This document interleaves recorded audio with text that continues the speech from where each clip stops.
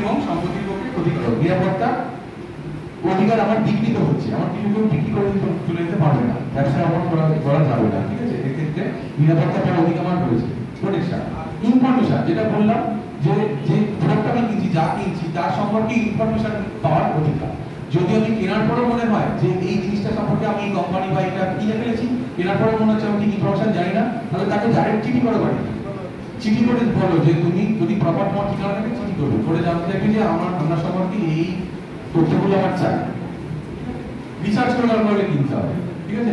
এখন তো মোবাইল ইন্টারনেটের যুগ, ভালো করে জেনে বুঝে আবার কেন ওটা তো আমাকে ইনফরমেশন নিয়ে কেন যে এই সত্যি এটা কিনছি, এটার সার্ভিস স্টেশন এখানে আছে, তো এদের সার্ভিস ভালো, তো এই প্রোডাক্টটার ডেটা অফিস কোথায় আছে, এখানে কলকাতায় থাকলে কোথায় অফিস আছে, বিজন অফিস কোথায় আছে, কারণ এদের ধরতে হবে কিছু করে।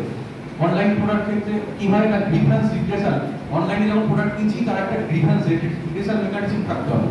ওই কোম্পানি আমাদের কাছে একটা অভিযোগ পরে করবে, তার আগে যেখান থেকে কিনছো ওদের একটা নিজস্ব ডিফারেন্স রিগ্রেশন মেকানিজম থাকবে, যে কোম্পানির মালটাকে আমি কিনছি, ঠিক আছে। তাদের একটা নাম্বার থাকবে, টোল ফ্রি নাম্বার থাকবে, দরকার একটা নোডাল অফিসারের নাম্বার ফোন থাকবে। তারা চেষ্টা করবো যে আমি প্রোডাক্টটা কিনে আমাদের কাছে ঢুকে গেছি, তাদেরকে মেল করে তাদেরকে চিঠি করলে যে আপনারা এই বিষয়টা সলিউশন করবো।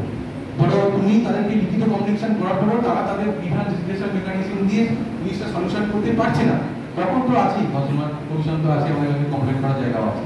ব্যাংকিং এর ক্ষেত্রে কি আছে না, ব্যাংকিং ওমবুডসম্যান আছে, ঠিক আছে, আরবিআই। ইন্স্যুরেন্সের ক্ষেত্রে কি আছে, IRDA, insurance regulatory development authority. হ্যাঁ, এইগুলো রয়েছে, এইগুলোকে তুমি অনলাইনে শিখবে, মানে অনলাইনে সার্চ করলে সব পাবে কিন্তু, ঠিক আছে। ব্যাংকিং ওমবুডসম্যান এগুলোর ক্ষেত্রে কমপ্লেন করে আসা যায়, সেখানে যদি সলিউশন না করেন তবে তো আমাদের এখানে এটা শুধু ফাইন অনুযায়ী যা হবে তুমি কমপ্লেন করতে পারো। দেখো পরেরটা রয়েছে কি, পিআই বলে দিলাম, তাই তো, প্রোটেকশন ইনফরমেশন। আর্টে রয়েছে ভি, ভি ফর ভ্যারাইটি। আমি কি বলতে চাইছি, প্রতিযোগিতামূলক দামে, একটু বড় প্রতিযোগিতামূলক দামে বিভিন্ন পণ্য বা পরিষেবার মধ্যে বেছে নেওয়ার অধিকার। মানে কি হচ্ছে না, ভ্যারাইটি জিনিসের মধ্যে থেকে কম্পিটিটিভ প্রাইসে আমি আমার জিনিসটাকে বেছে নেব।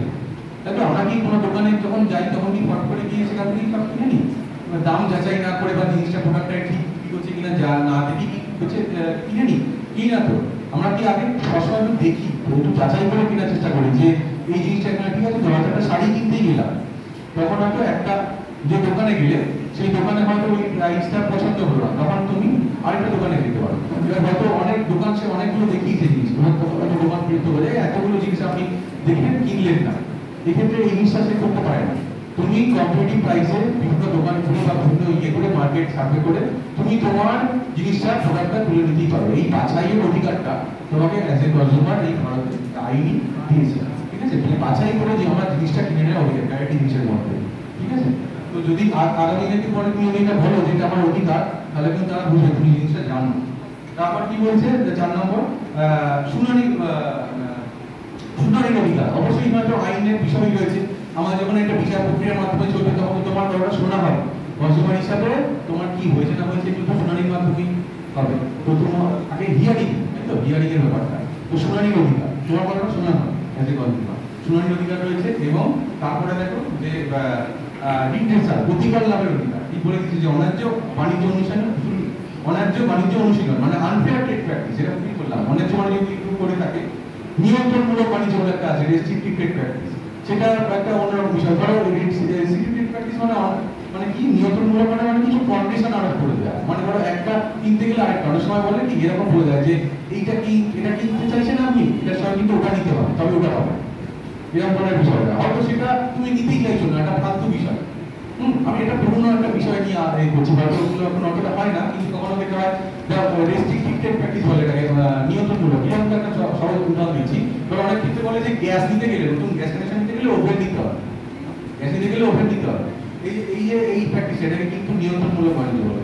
কন্ডিশন মানে একটা আনফেয়ার কন্ডিশন আরোপ করে দেওয়া হয়েছে, ঠিক আছে। এগুলোর ক্ষেত্রে প্রতিকার, এগুলোর এগেইনস্টে প্রতিকার লাভের অধিকার, রিড্রেসাল পাওয়ার অধিকারটা হলো একটা অধিকার আর হয়ে গেল। এবং সবার শেষে আমি যেটা বললাম যে আজকে যে সরকারি বছরে এই সচেতনতামূলক যে অ্যাওয়ারনেস যে প্রোগ্রামটা হচ্ছে, যে ক্যাম্পটা হচ্ছে, মানে তুমি জানতে পারছো এই অধিকারটা হলো উপভোক্তা সচেতনতার অধিকার। দেখো সবার শেষে আছে উপভোক্তা সচেতনতার অধিকার। তাহলে এতগুলো বিষয় আমার রয়েছে আইনি মাধ্যমে, তো আমরা জানতাম, ঠিক আছে। তাহলে আমি এখন শেষ করছি।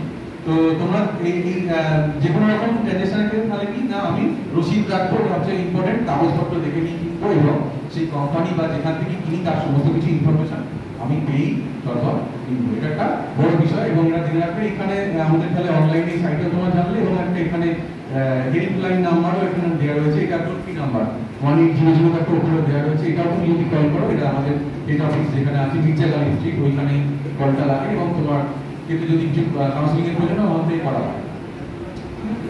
তো আমি আজকে এই পর্যন্তই রাখছি এবং আমাদের অফিসটা হলো বাড়িপুরের রিজনাল অফিস রয়েছে, যদি কোনো প্রয়োজন হয় ফোন করে তোমরা জানতে পারো।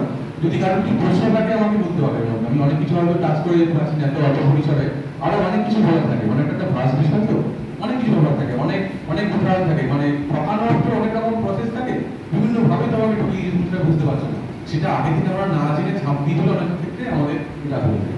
ঠিক আছে, যদি আমরা কিছু রিসার্চ করে কোনো কিছু জেনে ভালো করে কোনো প্রোডাক্ট কিনতে যাই তাহলে অনেক ক্ষেত্রে আমরা কিন্তু এই ধরনের ঠকে যাওয়া বিষয়গুলোকে আটকাতে পারি। ঠিক আছে, তো কোনো প্রশ্ন কিছু কারোর আছে, যদি কোনো প্রশ্ন কিছু থাকে আমাকে বলতে পারো বা শেষে তোমরা জানতে পারো। আর এই ফিডব্যাকটা একদম হারাবে না, এটা রেখে দেবে।